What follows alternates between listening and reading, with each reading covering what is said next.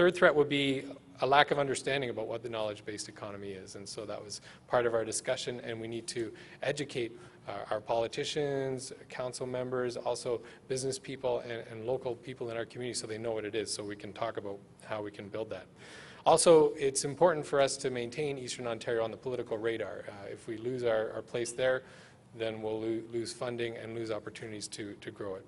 And then lastly, we need access to data and research on what is the makeup of our community, and so this is a great place where organizations like the Warden's Caucus and other regional collaborations can help develop up-to-date information and statistics on our communities so that we can better foster and develop the knowledge-based economy. So there's a few quick reflections. Thank you.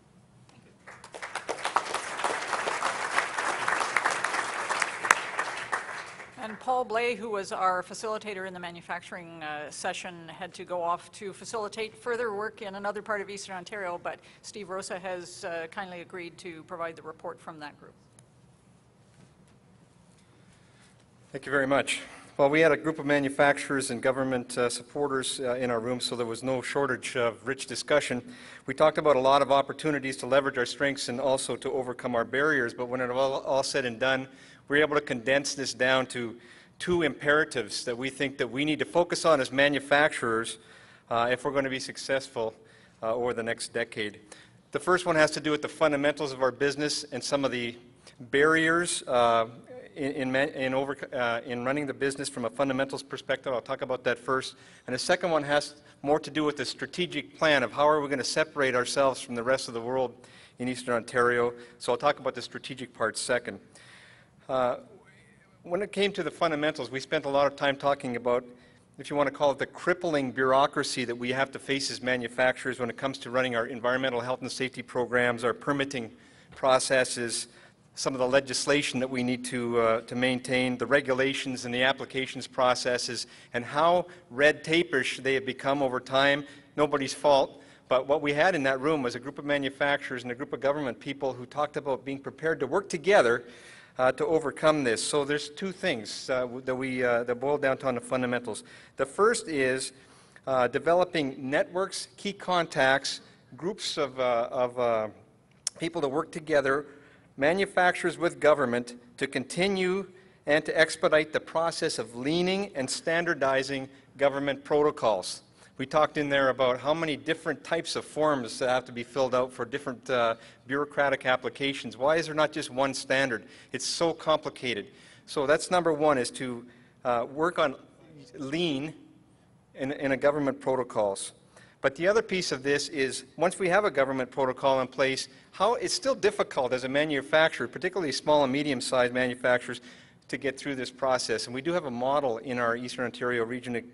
It's the Manufacturing Resource Center out of Belleville, where there's a resource there. It's kind of a sharpshooter when it comes to the process of getting through the protocol.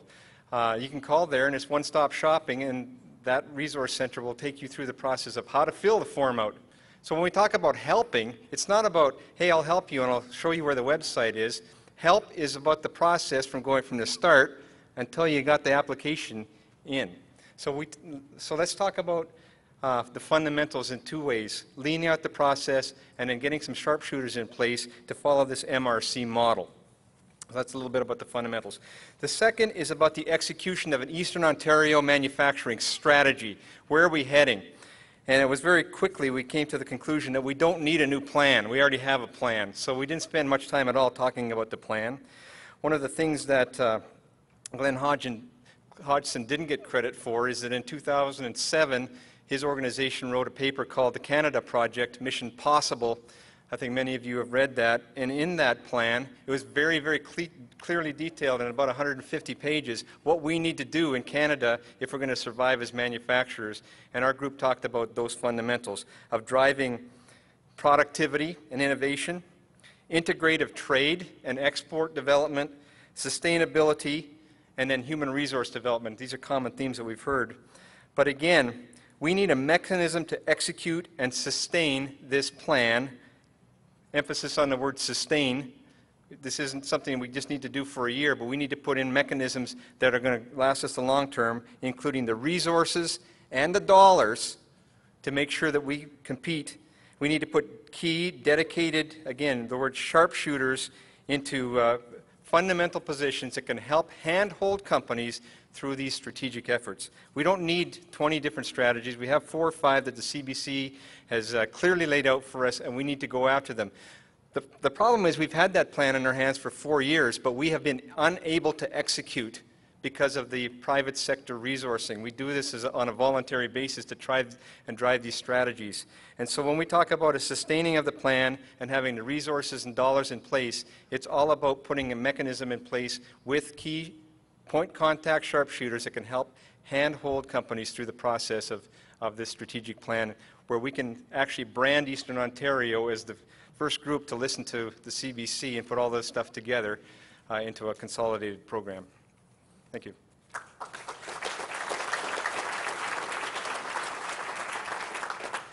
Good afternoon. It was my pleasure to work with the Natural Resources group this morning. And really, we did have to define what we were talking about in natural resources as well. I mean, there's mineral aggregates, mining. We really focused on forestry. And to give a quick profile, I guess, of the general profile of the forestry sector, basically predominantly smaller family-run operations, high equity positions that are starting to see some challenges with cash flow, working capital being a bit tight.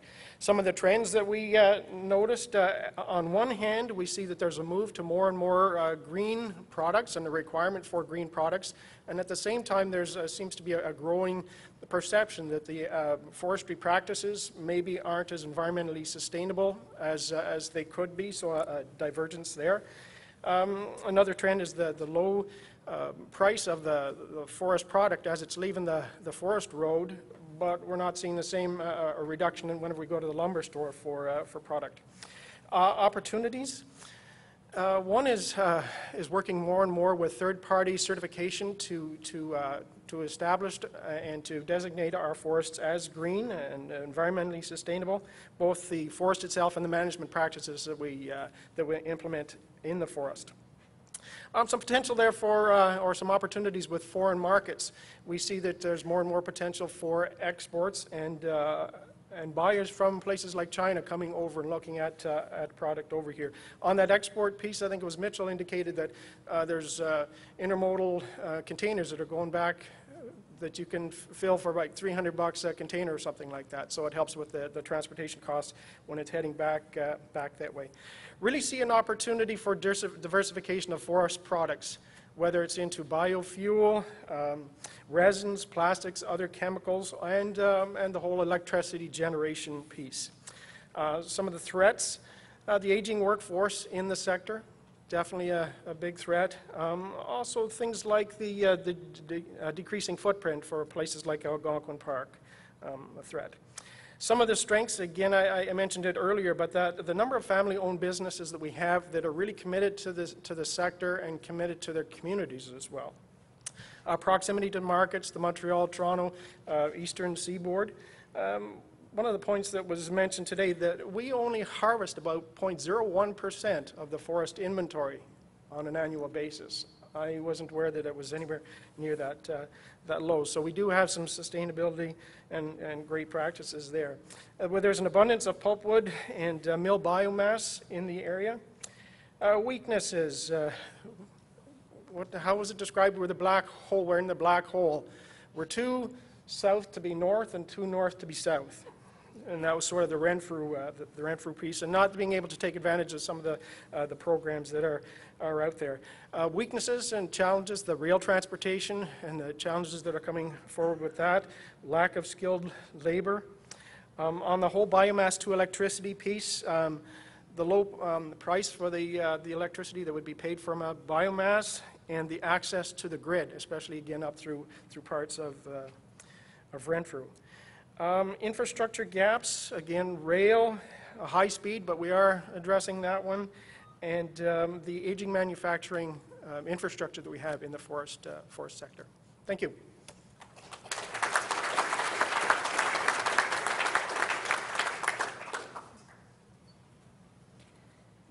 In my group, we talked about tourism and hospitality, and one of the joys about going last is that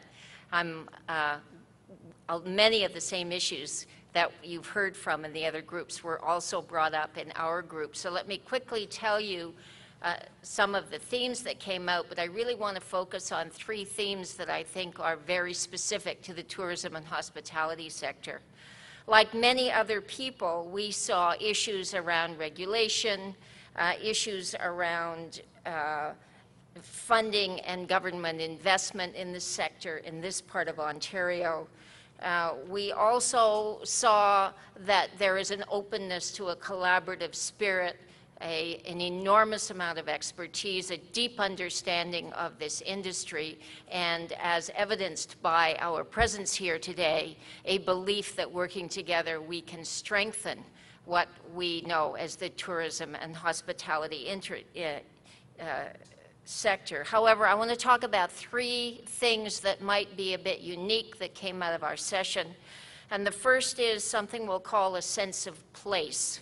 There is a profound and deep sense that Eastern Ontario is a really special place to be. It is a place where most of us have chosen to live and work. And there's also a sense that we might be the only people who know how great it is. So we have a sense of place to work with, and that is going to be one of the most significant strengths for building this sector in the future. Another theme that came out is the notion of what do we call this sector? We call it tourism, and I think everybody in the room has this instant idea of what a tourist looks like. It's the Bermuda shorts and the camera, right, and the hat with the feather. And so somebody who might be an important person at this hotel, has suggested that we change the language about how we talk about this industry. Let's talk about visitors. And let's ask ourselves, as our 3rd theme, where do those visitors come from?